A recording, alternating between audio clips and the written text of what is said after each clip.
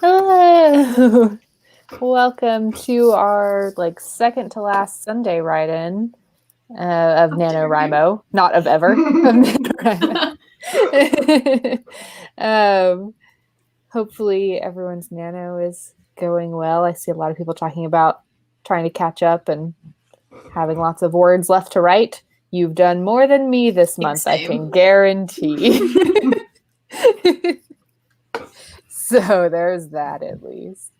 So how's everybody else doing? Because I've read a few pages of my book I'm supposed to be revising, and that's about all I've done.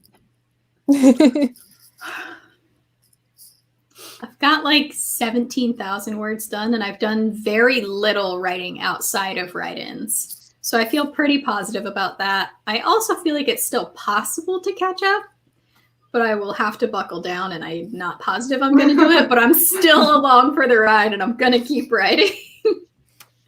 Yeah, I'm the same way. I haven't done any writing outside of our write-ins because small child has been sick for 2 consecutive weeks. So I am home with him, and my brain shuts down if he's running around. I can't even if he's entertaining himself, I'm no, I can't concentrate on writing. Yeah, exactly. So these write-ins are saving my writing butt. So I got my outline done though, and I'm going to start the actual story tonight. That's super exciting. Yay. Mine's okay. I'm on track, but I'm it's getting more and more of a struggle to sit down and do anything. I don't wanna, but I'm gonna. So that's where I'm at. We had a Bruce said towards me that they would lower their word count goal, which in my head I'm doing a little bit. My goal would be to just finish it by the end of the year, which I could definitely do. But I love having stretch goals. So stretch goal is to get caught up. Yeah.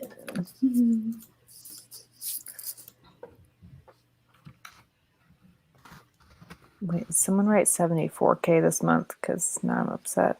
Wow. AV over 74,000 words for 2 novels.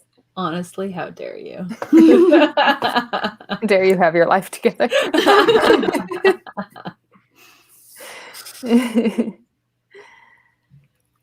We've got Fiery Phoenix is around 29,000 words in if you round up.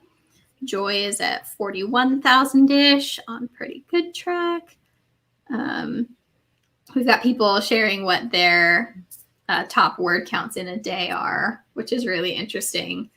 Caitlin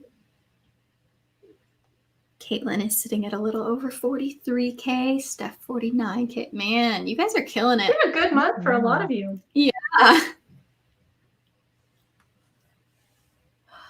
Just scrolling through these comments.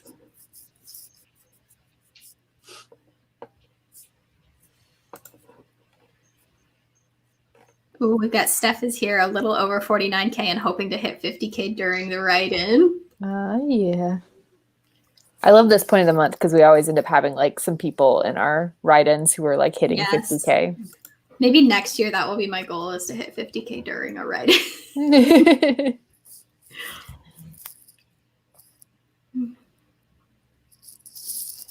If you've never joined us for one of these before, welcome. We set amounts of time and then write for those amounts of time. There are prompts, and you certainly do not have to use them, but if you need a little extra inspiration, those prompts are there for you. And it's a lot of fun. We just encourage each other, share our word counts. If there's any writing, bookish, nano topics you want us to talk about, you can let us know in the discussion section, and we will talk about them. Persis is making cookies. Yeah, I was going to say, I forgot there was a write-in, so I'm making cookies. I'm well, that sounds better. Bye. I'm going to go make cookies. I made cookies last night. Delicious. I pinned a bunch of cookies that I'm going to make for over Christmas. So pinning them as far as I get. So we want to start our first sprint at the 40? Get going? Yes. Okay. So apparently Friday's write-in, the prompts are Thanksgiving food themed, which I did not know because I wasn't here. So mine are also Thanksgiving prompt themed. So we're going to see if we're on the same brainwave and if these are the same prompts or if there's something different. We have known each other for 20 years. So, or maybe it'll be like the same foods but different takes on them, which would be interesting. So we'll see. So our first one is the base of the Thanksgiving meal, as long as you're not me and you actually eat meat, which is turkey. So turkey, you have your dark meat and your light meat. So you're going to, for this prompt, write a clash between the two sides of your conflict. I did your character gets something they've wanted for a while and then they realize it's just okay. Also a good description for turkey. Saying how bad turkey is, pretty much. It's always a disappointment. Yeah. When people are always like, oh, you don't eat meat, but it's like Thanksgiving. I'm like, turkey isn't that great to begin with. Everyone knows the sides are the stuff. Yeah, it's not your favorite part of the meal anyway. Let's be real. I'm going to start that in a minute, and we will go for 20 minutes until the hour. Can R By the time said, sun will have woken up a little bit. Yeah. Maybe not, but maybe. Can R said, finally live for one of these. Hello, word nerds. Hello. Hello. We are so glad you're here.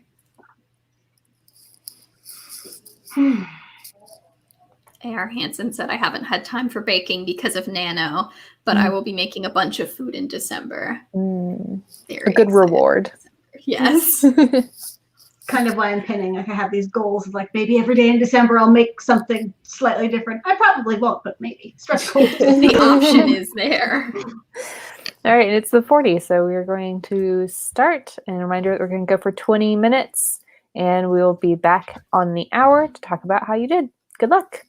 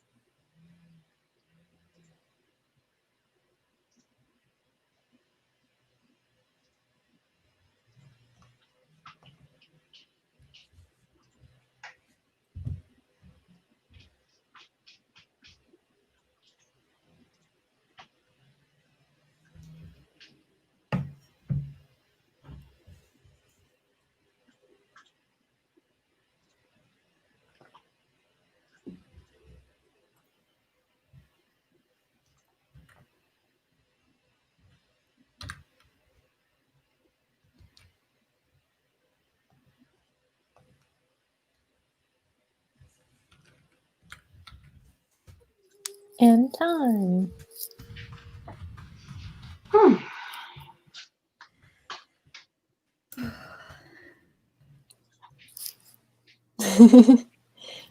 How's it going? Getting good. 676. 550.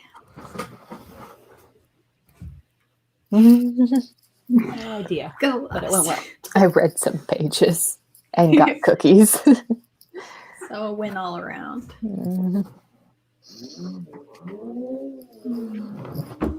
I realized that I have about 6 chapters in a row that start with my characters in one place having a realization and then going to their grandma's place. And now I'm just like having a spiraling crisis about like, well, they all need to be at the grandma's to get this piece of information, but probably they shouldn't all begin with them in one location and then moving to the grandma's house.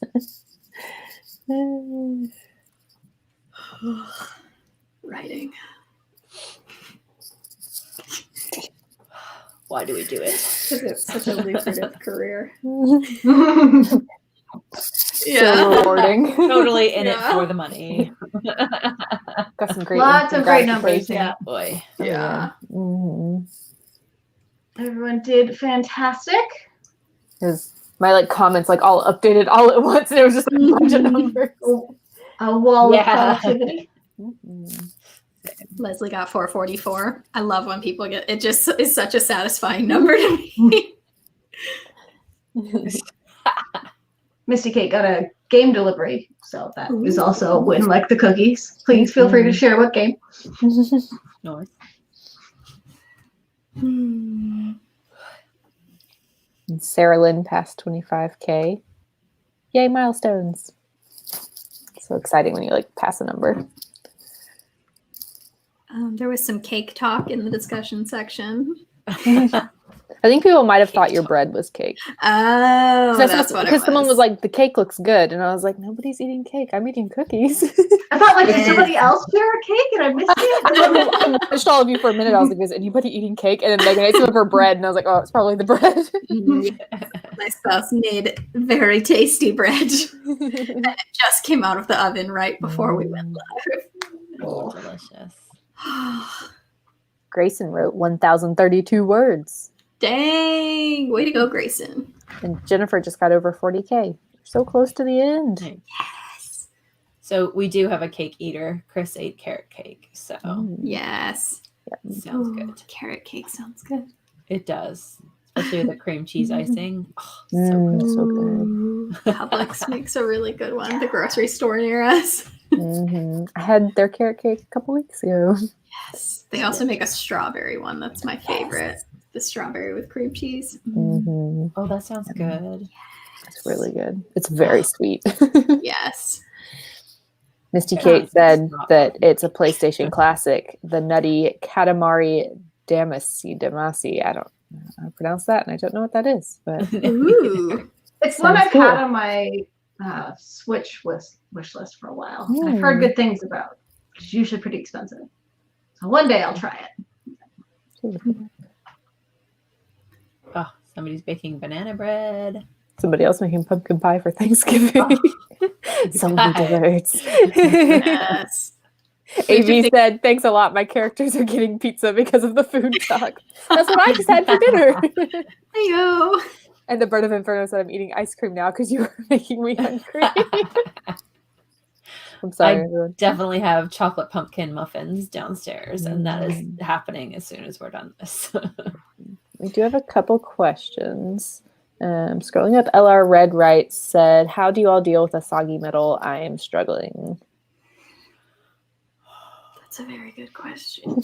I would also like the answer.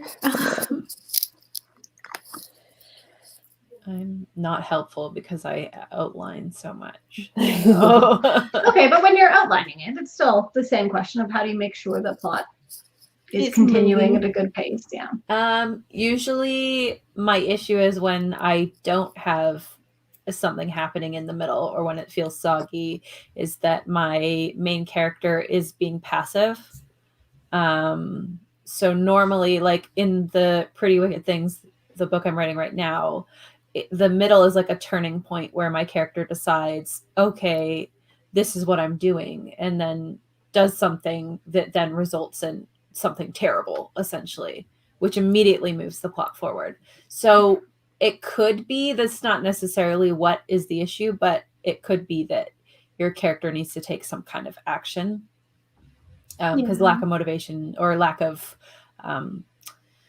why is my brain not I know what word you're trying to get to. Momentum, maybe? Momentum. Lack of character motivation.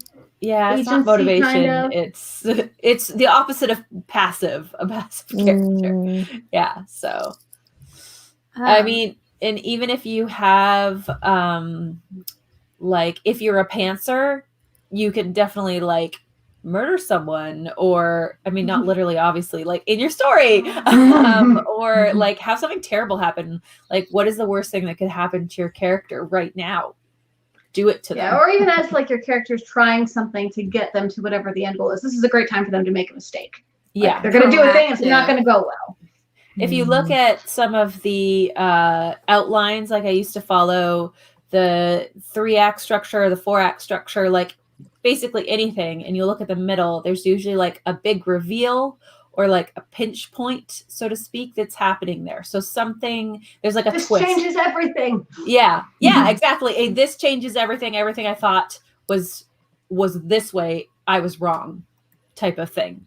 So yeah, that can change things up and make things go forward rather than just feeling saggy.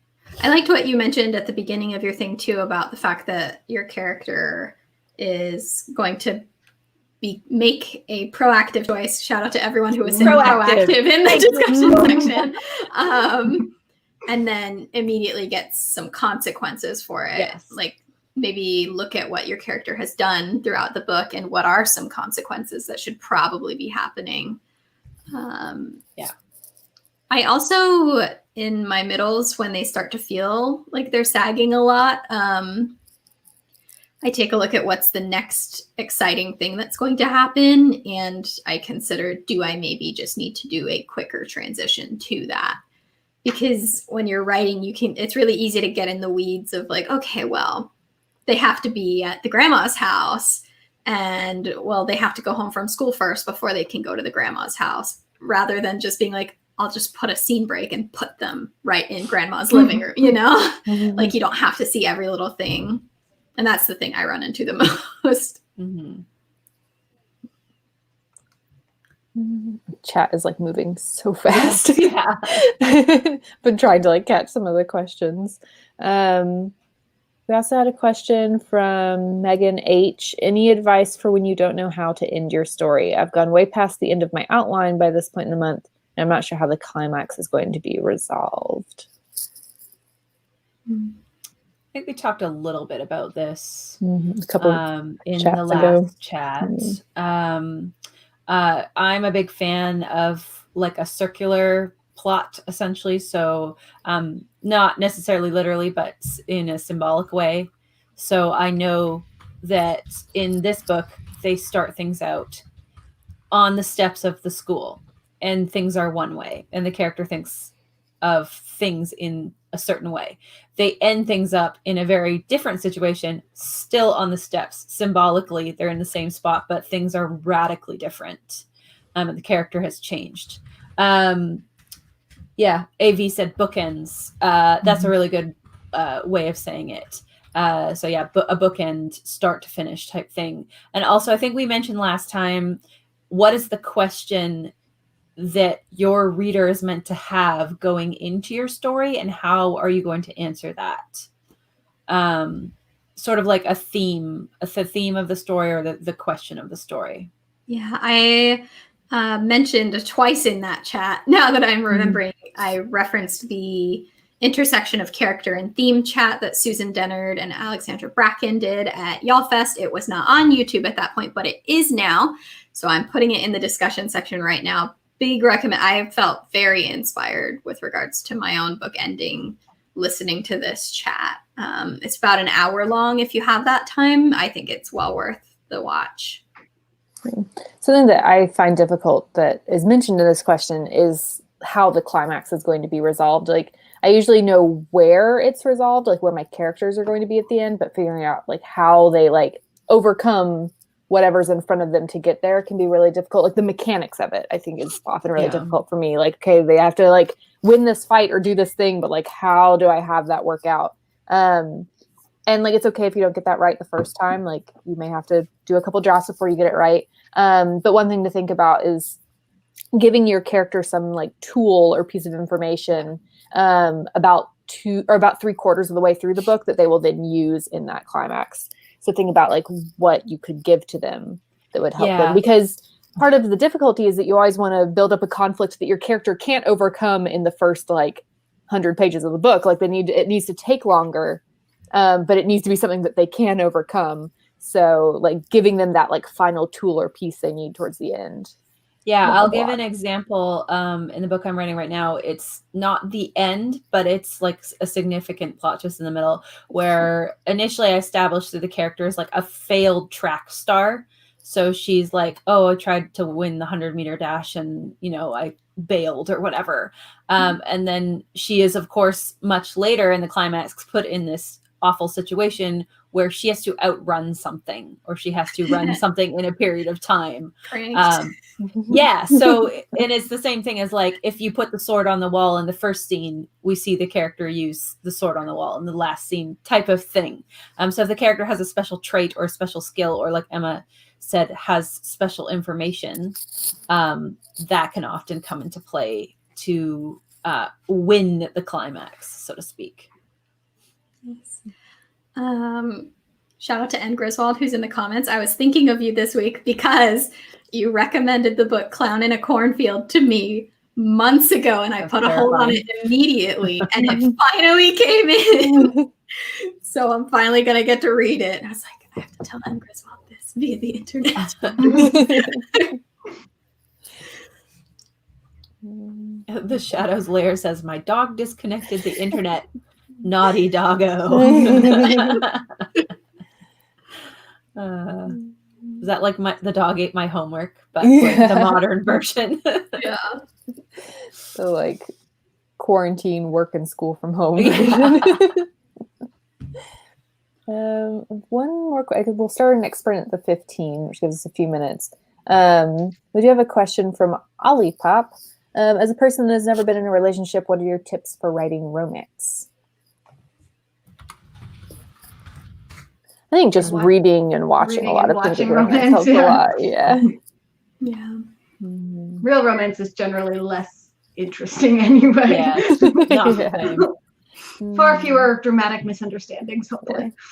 I do think an important thing in writing romance is that like often the buildup and the tension is like more important than like the actual like consummation of the romance. I guess it's a terrible word to use for that, but but like that like buildup of like, are they going to kiss? Even when you like know, like, so you know, some stories you're like, I know these characters are going to get together, but like the buildup of like we're waiting for it, yeah, and that like, oh, are they finally going to kiss? Kind of feeling is like that's what part of what makes the getting together and the kiss like so exciting when it finally happens, is because you've been waiting for it. Yeah, I think in like a tightly, like maybe a thriller or something, you talk about how your book, it has like tension and tension and tension, but you can't have chapters that are all up, and so you give your characters like breathing moments and like kissing, or your characters having sex, depending on how like sexy you want, or even just like holding hands or something, whatever the benchmarks are going to be for your romance, you can consider those like those are the breaths in the plot. I enjoy the book Romancing the Beat, for a nonfiction on writing romance. I'm working my way through it right now. It's by Gwen Hayes, and I'll put that title in the discussion section if you're looking for like a more technical guide on like writing romance as a genre, or like putting big romantic threads into your novels. All right, so we're going to start our next sprint in probably less than a minute. For this one, to continue our theme of Thanksgiving foods, this one is macaroni and cheese. So everybody has a different way of doing it. Some people's way is right and some people's way is wrong. So in this next prompt, your character is going to learn a new way and a better way to do something. Or maybe they have a conflict Aaron, with that does someone not over the right involve way. broccoli. So Canadians does not include Do Kraft not mock macaroni my and cheese broccoli casserole. It is delicious. It does not come from a box other than the box the noodles are in. My prompt number 2 on Friday was also macaroni. We had this. It was not this. It was like something else. So there was a broccoli argument. There was a bit of a tussle, and then Des immediately left. As she should. She was legitimately DMing like, I would leave if there was broccoli at Thanksgiving. So we're going to start that sprint now, and we will go for 20 minutes until the 35. Good luck.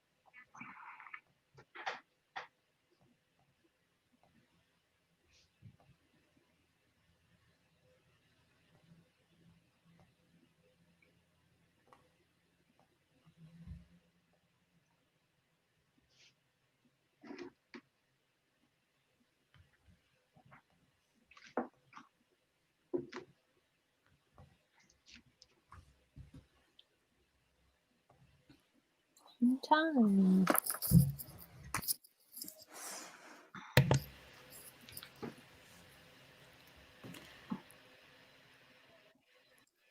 Look back.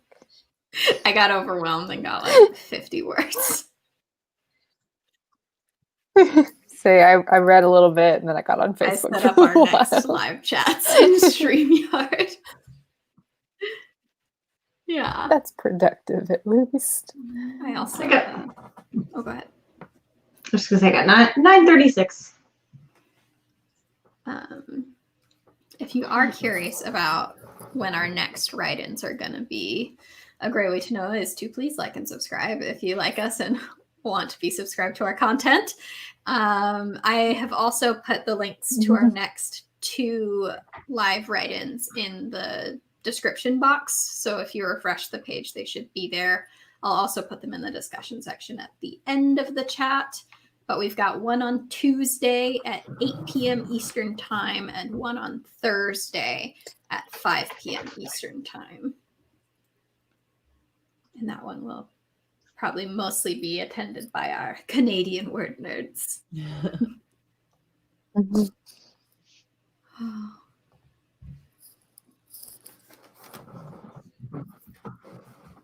Sierra said they don't think that they've ever had such productive sprints.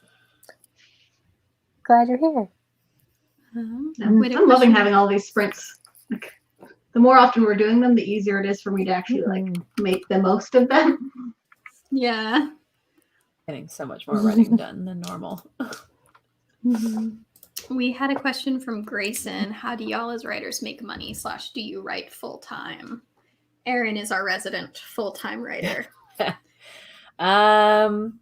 So yeah, the answer is not a lot. I have 2 books published only so far and a 3rd one coming out 2021. You pretty much live on your advance if you're traditionally published. I am married and he also has a job. Otherwise, I would be living in a cardboard box on the street. It's not encouraging, but it's realistic. So I do know people that traditionally publish and self-publish as well, and some of them do make a living. So that is something I'm looking into eventually. But yeah, but yes, I do work full-time writing. It's just like slow, especially right now because the fun plague going on. So yeah. Yeah, I am unpublished, so I have made $0 No right. So I have a full-time job. Same. Very cool. Yeah, I am a librarian now. And then Kelly has experience with self-publishing. Yeah, I was doing more of that a few years ago, and supplemental income. Like, it definitely helped, but it was never like, even if you're working full-time hours, it's never reliable enough income to do that full-time, which I haven't done as much of in the last year or so, but maybe again, we'll see. There's definitely people that can like really like, they know how to work that market and can make 100%. Yeah. Mm-hmm. Takes a lot of time. Yeah. Doing a lot of different things. You have to wear a lot of different hats. A lot of hats, for sure. Yeah. You have to be like a business person. Yeah. Like when I tried to self-publish my book, I was like, this is too much work. No. Mm-hmm. And it's a lot of knowing the market and what sells well and doing a lot of that. Yeah. So. And regardless of whether you're going self-publish, traditional publishing, or hybrid, there are definitely ways to do it full-time. Like, lots of people do it full-time. It's a long game. And so you have to be prepared for a lot of lean years and a lot of working other jobs before you're, really making a full income from it, if that's what you want to do. Some people don't want to do that. Mm-hmm. Should we jump into one last short sprint? Or?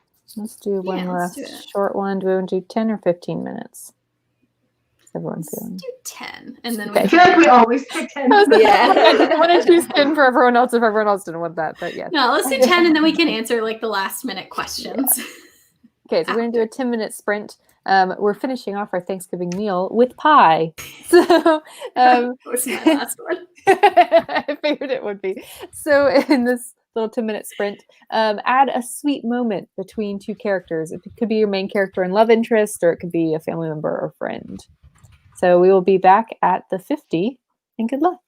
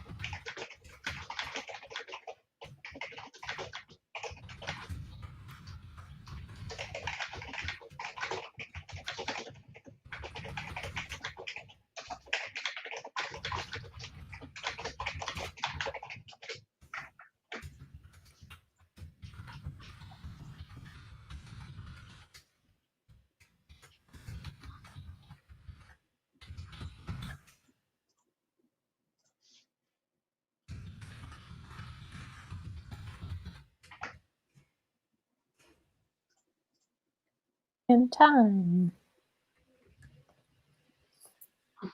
We are done for the Yay. night. Let's see.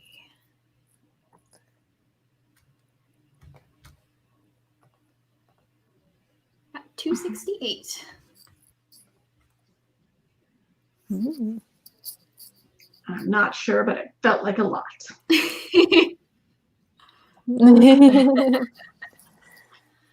Yeah, I have no idea either. With the painstaking process of turning all of my third person into first. It was the literal worst.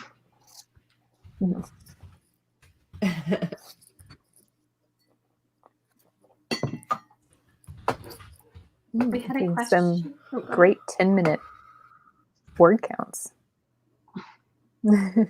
Dang. We were all nice and warmed up. Good job, everybody. Yes. The Bird of Inferno. Oh, where did it go? It jumped up. Hit 40K, I think. Somebody hit 40. Oh, 45. Yeah. Okay. Yes. What question do we have?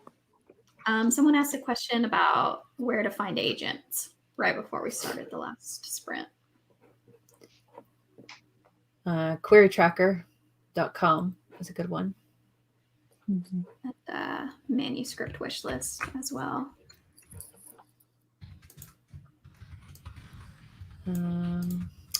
AbsoluteRight.com is another one that has agents and then more information about them. But I feel like querytracker.com is probably the best. I think it's .net. Oh, is it .net?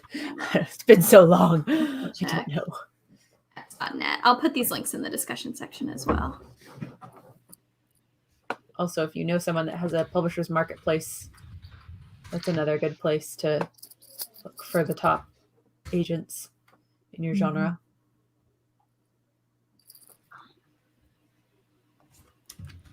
Steph said they hit 50K. Yay. Woo. Congratulations. That's amazing. That's pretty early in the game, too. Yeah. Making all this extra time.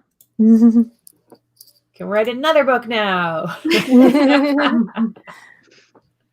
Earlier today, I was plotting out all my writing goals I wanted to hit each day this week, so I would finish next week on Sunday. Technically a day early, but I'd rather be here with you guys, even though I think we also have a write-in on the last day. But whatever.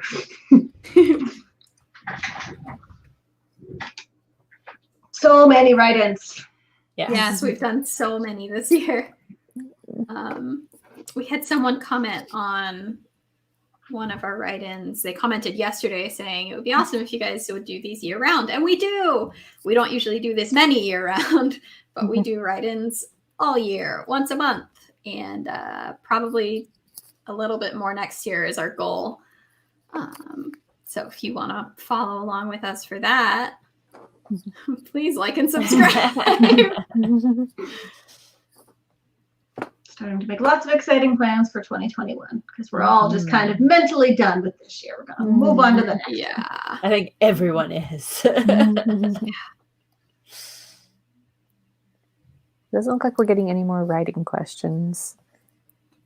So we're probably going to wrap this up. I know there was a question way earlier in the chat that we could finish on if anyone has an answer. Someone had asked if we have a favorite Christmas movie. That was Kaylee. I saw that. Ah, there you go. Probably A Christmas Story. You'll shoot your That's eye my out. least favorite Christmas movie. Yeah, I I'm not a hate fan it. of that one at all. I hate that movie. Legasp. How dare you? The sticking tongue thing makes me so uncomfortable all the time. I hate it. I did that as a kid. Can relate. I never lived anywhere cold enough to do that as a kid. Oh yeah, right. Yeah. Nostalgic movies for me are It's a Wonderful Life, because I always watched that with my dad on Christmas Eve, and also the claymation classic Santa Claus is Coming to Town. I love that movie. I got the question from Potato saying they can't join Nano because they're over 18. That is It's not a thing. We're all over 18. We are all very much over 18, and you can definitely join Nano. Nano does have a program for like school age people, like K through 12. yeah. But Yeah. NaNoWriMo, just the normal NaNoWriMo, is for anybody. So. Yes. You can be 100 years old or 12. It does not matter.